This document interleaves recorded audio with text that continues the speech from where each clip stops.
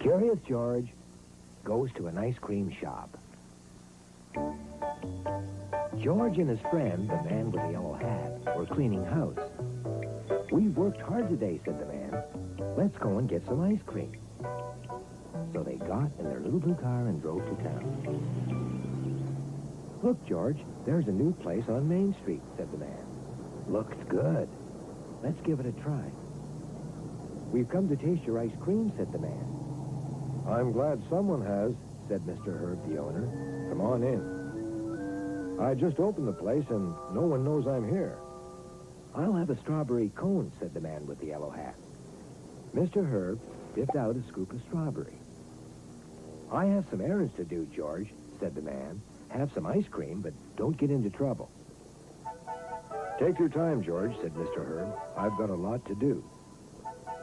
George couldn't make up his mind. He looked around. There were so many flavors. Mr. Herb was filling a bowl with ice cream. "This is a special order for a party," he said. "My first big one since the store opened. It's got to be just right." George was curious. Could he do that too? When Mr. Herb went to answer the phone, George climbed on the counter and picked up the scoop. He dipped it in the banana ice cream and put it in the bowl. Then he dug into the strawberry and put it next to the banana. Then the nutty walnut, then raspberry, then vanilla. Soon there was a mountain of ice cream in the bowl. George was just about to put orange sherbet on top of peppermint pink when Mr. Herb returned. "George," he yelled, "that's not what my customer ordered. Now I have to start all over again. Get away from here." Mr. Herb was angry. George ran over to the other counter in front of the window. There were jars of cherries, nuts, coconut chips, whipped cream, and all kinds of sauces. There was even a bowl of bananas.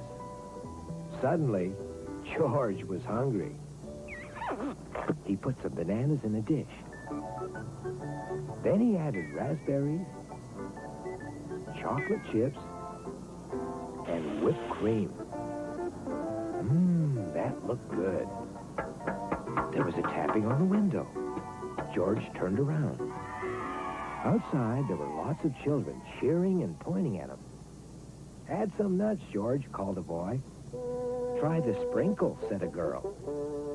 "Don't forget the cherry on top." How could George forget the cherry?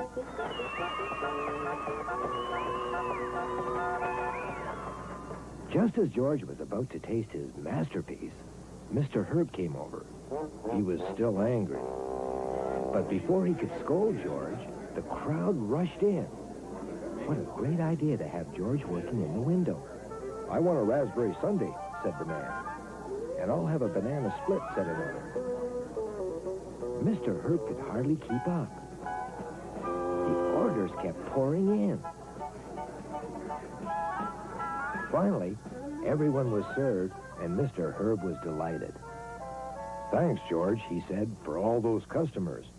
I was angry with you when you messed up my big order, but you sure made up for it." Just then, the man with the yellow hat came back. "Have you finally decided what flavor you want, George?" "He sure did," said Mr. Herb. "A little bit of everything."